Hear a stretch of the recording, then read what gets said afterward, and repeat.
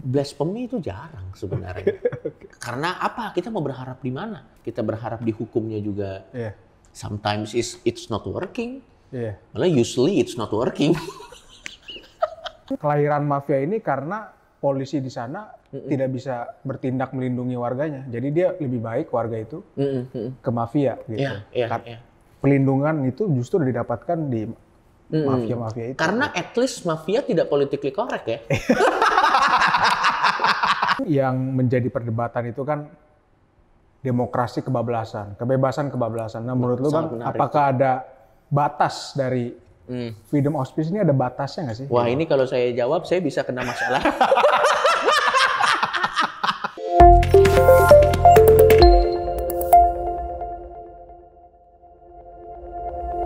Nah, lu kan tinggal di Depok ya Bang ya? Iya. Tinggal Depok. Gua udah pindah ke Jakarta. Nah lu merasa orang Jakarta atau Depok? Waduh, saya merasa orang Jakarta sih sebenarnya. I don't kayaknya I feel I don't belong in Depok sih. Gua koreksi kata. I feel I don't belong in Depok anymore. Lately aja. Dulu sih I feel belong in there ya, tapi lama-lama gua nggak merasa belong di sana. Mungkin karena ada satu dan lain hal gitu. Tapi gua merasa diri gua orang Jakarta, tapi KTP masih Depok. Oke. Nah, ini kan sekarang lagi musim-musim banjir ini. Ya. Lagi musim hujan. Nah, ini Twitter masih di suspend. Nah, berhubung masih di suspend nih.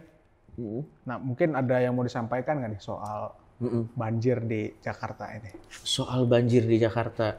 Menurut gua sih banjir di Jakarta tuh orang lebih suka gini, gue paham secara psikologi pada saat kita kena musibah, kita don't give a fuck kenapa ini terjadi. Lebih gampang nunjuk karena siapa ini gitu. Gue sangat paham. Sehingga kalau ada kambing hitam yang paling dekat ditunjuk untuk itu bisa terjadi kenapa banjir, dia pasti akan diserang habis-habisan. Gitu. Padahal sebenarnya lu mau menghina satu nama pun habis-habisan, rumah Anda tetap basah. Tidak akan menurunkan frekuensi air itu sampai segini nih, enggak gitu. Hating, melampiaskan kebencian lo kepada satu individu karena rumah lo banjir or whatever, itu tidak akan mengurangi volume air di Jakarta. Menurut gue sebenarnya yang lebih rasional tuh gini, ya oke lah banjir. Memang ada pihak-pihak yang bertanggung jawab. Ya tapi disalahkannya sewajarnya aja, dan kita coba tanya diri kita, apakah kemarin-kemarin kita buang sampah juga di got-got gitu loh maksud gue. Kalau gue sekarang ngelihatnya tuh pada saat ada banjir di Jakarta, daripada gue nyalahin orang, yang nantinya saya akan caught up sama hate saya sendiri karena ini gitu. Biasanya gue lebih nanya ke gue, apa sih gue? Oh iya mungkin dulu gue juga nggak pernah ada program ini, gue juga nggak pernah ikut. Ada ini gue juga nggak pernah do something about it gitu. Ada gue juga suka buang sampah sembarangan gitu. Oh mungkin gue juga tidak melakukan my part dalam menjaga kota kita ini bisa menjadi oke, dan akhirnya ya ada sumbangsi tangan gue juga di situ.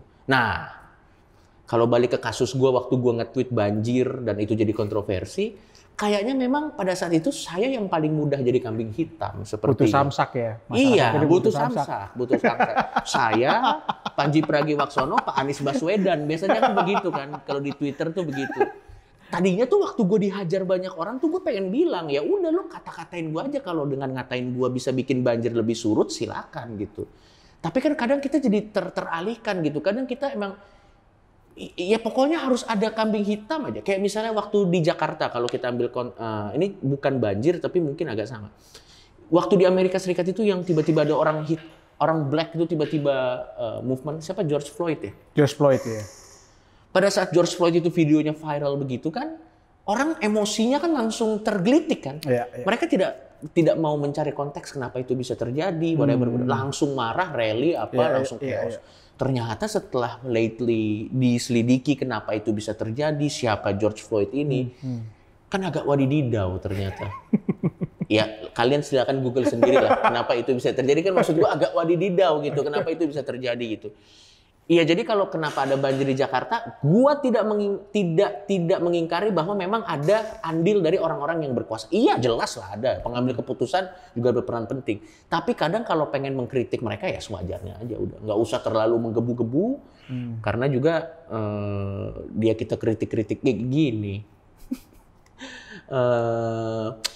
Kalau orang-orang yang gini, hati nuraninya aja diingkari, apalagi Anda tidak akan bisa membuat dia jadi lebih baik juga.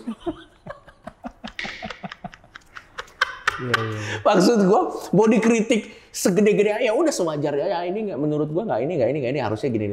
Ya udah gitu. Hate sih jangan dibalas dengan hate sih, karena nggak akan selesai sih kalau kata gue sih kayak gitu. Jadi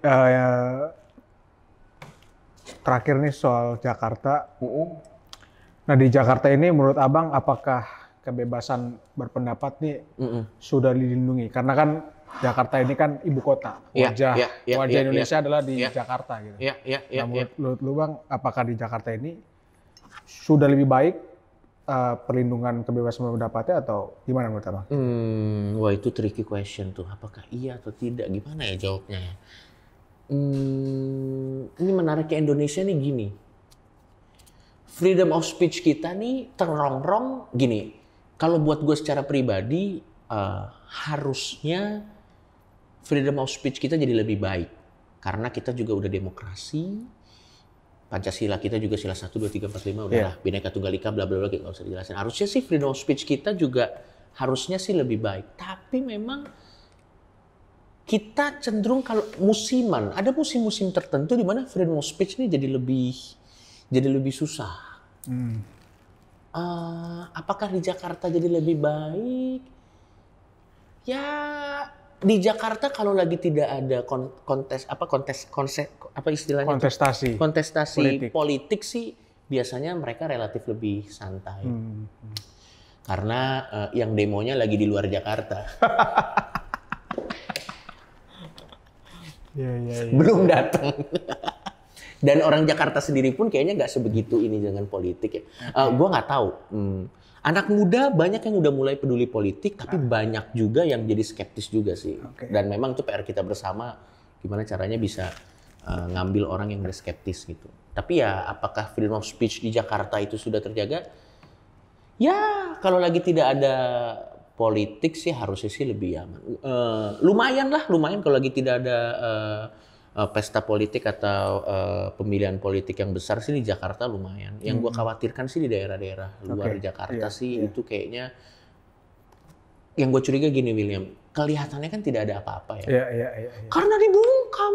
Tapi kalau kita cari tahu pasti ada. Dan sorotan media kan kurang ya. Sorotan media itu pasti kurang gitu. Dan yang gue sebel tuh adalah kalau di luar daerah, terutama di Jakarta ya. Dan di Jakarta juga ada. Di luar daerah ada permasalahan tentang freedom of speech, ada persekusi dan yang lain-lain. Nanti pasti tiba-tiba ada pihak kepolisian, aparat datang, terus dia bilang gini, tenang, ini sudah diselesaikan dengan kekeluargaan. Kita tidak perlu diselesaikan dengan kekeluargaan. Kita harus lihat aparat ini menindak mana yang salah dan membenarkan mana yang benar. Karena kalau diselesaikan dengan kekeluargaan itu tidak menyelesaikan masalahnya. Orang yang dirugikan tetap rugi, orang yang merugikan ya tetap aman gitu.